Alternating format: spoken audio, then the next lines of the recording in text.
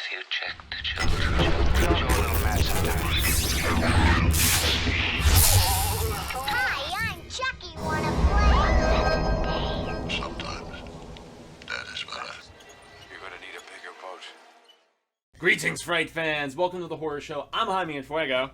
Robert Duell. We're Shipwrecker! And we are here to be rocking y'all with another patron request, specifically coming from our dude Scuba Steve, longtime supporter of the channel. And that is for none other than the dark comedy. It's got a little bit of a horror element to it. Smidge. Yeah, exactly. With none other than Joe Dante's The Burbs, starring Tom Hanks. We got some Corey Feldman action. It's Carrie Fisher. Yes, Carrie Fisher. Thank you for the reminder Yep. about that. Rest peacefully, madam. You still are quite the babe in this film. And yeah, this was it's an amusing dark comedy, very much of the era. It deals with themes of paranoia. It's a little silly at times, but I mean, just the whole dark underbelly of suburbia and what it can breed is what this whole film is all about. So it's been a couple months since I watched it, but it's still fairly fresh. I know you guys watched it a lot sooner. Who wants to take it away with first initial thoughts? I liked it. I thought it was a really fun movie. It made me happy and sad about not living in a suburban neighborhood cul-de-sac. Yeah, like it seemed like I'd be more of a Corey Feldman kind of person if I lived on that street, just hang back and just watch everything happen and maybe instigate a few things. So that was a really fun part of the film I liked. And I mean, and Tom Hanks is amazing, and it's just fun to see these characters or these actors so young and just kind of the beginnings of their career. So it was a really fun movie. I enjoyed it. Yeah, oh, most definitely. Yeah, no, this is one of Tom Hanks is personally, I think, one of the underrated comedies that he did back in the day. Absolutely. You don't really hear many people talking about the Burbs, and really in general. Not as much as like Big or Splash. Exactly. Or stuff like that. Exactly. Yeah. And no, this is like what you guys are saying, like great little suburban dark comedy kind of thing of the boredom of what can happen in suburbia, in a sense. You just the paranoia and your weird neighbors, and then There's I that house on absolutely the love this street. movie. I forgot how much I loved this movie. Yeah. Yeah, the new neighbors down the street, and like, are they actually doing what we suspect that they are, and so on and so forth. I just really am amused by the slothliness of Tom Hanks, and that he's like, I'm on vacation, but I don't want to do anything. Yeah. Right. He's like, And then you have his little buddy and everything who's like getting him into all this who crap. really and... fuels the fire in his head and tries to get him along. So yeah, as far as dark 80s comedies go, and just Tom Hanks stuff in general before he segued into more dramatic material, yeah. this is maybe an underseen gem, I'd say. It definitely is. Yeah. Definitely is. Cool. So who wants to tackle the story, peeps? Well, I'll take it. Go for So it. basically, the story is three suburbanites are convinced that their neighbors are killing their other neighbors after another neighbor disappears. So basically, they're seen supposedly burying people in the backyard, which fuels this paranoia of they're basically killing people for a satanic cult.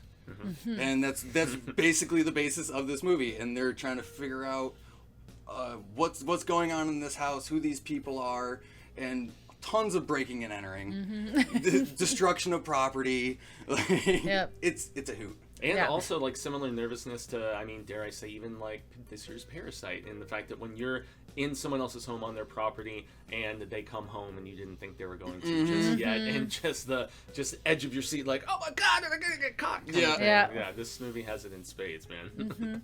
What I love about it is how quickly everything escalates, and it's, I don't want to say this like this is what happens in reality, but if you think about like a secluded cul-de-sac where people have been living there for years, they know each other, and then the new kid on the street comes in and they're in the weird house that kids make stories about, and they don't come out until at night, and so the stories start to come up, and the next thing you know, it's just escalated to Santa, like I'm killing for Satan, and they're killing our neighbors, and we're all at risk, and just explosions. So I thought it was great because it just like how fast it escalated, and it made sense as it did it. So yeah, I like the dark aspects to the storytelling here. It does keep it a little more interesting than your typical dark comedy. It is PG-13 though, so it's not like crazy. It's a lighthearted dark comedy. It is. It really is. Yeah, it's not like a Very Bad Things or something where there's like loads of death and craziness involved. Although there's some, without spoiling stuff, there's some things going. There's some bones. Yeah. Stuff. There's things happen, but Yeah. this is one that you could share with the kids because I think so too. yeah, there's no real blood or anything No. like that. No, you don't actually see anybody getting harm, so it was still very entertaining. Yeah, but as far as performance goes, Hanks in just a lazy ridiculousness, he's really fun. Carrie Fisher is charming and cute as she is in pretty much anything that she did, even aside from Star Wars, you know. So she's great in this. And then the kind of scheming neighbor. Yeah, and, well, she got like the retired military vet guy and man, everything. yeah. Bruce Dern, I believe he was in the Once Upon a Time in Hollywood. Yes, Yeah. oh, man, Yep. Bruce Dern, man, he just keeps continually doing rad status stuff. And I mean, this is when Feldman was about the time of like, I'm kind of like the Frog Brother badass type, you know, I'm the rebel kid, so on and so forth. And so he's like a fun additional dynamic in this. Honestly, the whole ensemble, they're just all charming. They worked well, and very well together. Yeah, good chemistry, and they're all fun, and they all kind of bring a different piece to the puzzle. So to speak. Because you got that goofy third party and everything, the bigger guy, like,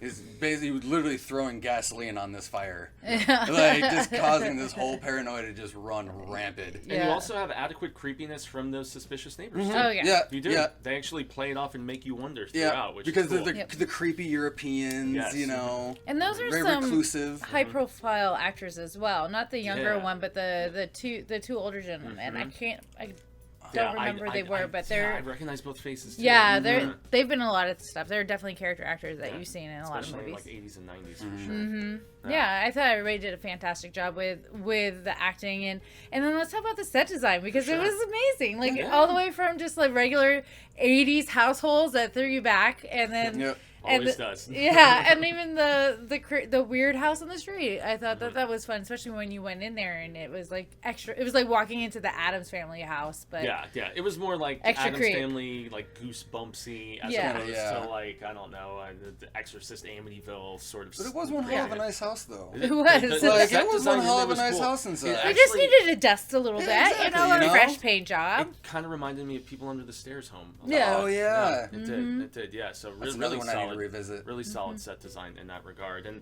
the score has like some silly like suburbanite whimsy to it, which I appreciated. And oh boy, I'm trying to remember if there was like an extensive amount of popular music at the time. I know there was some listening to the radio and hearing some silly rock crap. Yeah, a little Feldman bit and everything. Feldman, yeah, they have like the street parties while they're watching everybody be crazy. Yeah. But I mean, all in all, I think we're all pretty much in consensus that this is probably an underseen gem, especially from younger people who think Joe Dante's work like begins and ends with Gremlins, more or less. He's done so much more awesome stuff, everybody, and this is definitely one before Tom Hanks started winning Oscars. He was making movies like this, which is pretty cool. So. Yeah, I guess he should have gotten something for this movie. Like, it was great. Yeah, he is. It was this classic comedy Tom Hanks too. True. Like the same kind of like crazy person, and he like just like I'm cool, and then he's like escalates really quickly in his personality. He's sane, but he's still going bonkers at the same time. He made another one very similar in tone to his character in this about the same time called Joe versus the Volcano. Okay. With him and Meg Ryan.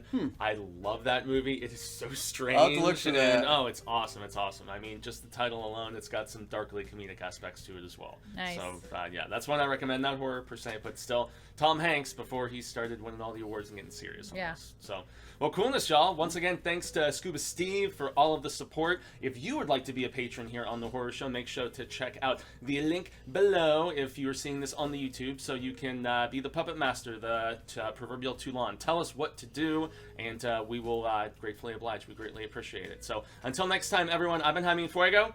Robert Duell. I'm Marcia Parker. And remember, Fright fans, Stay scared.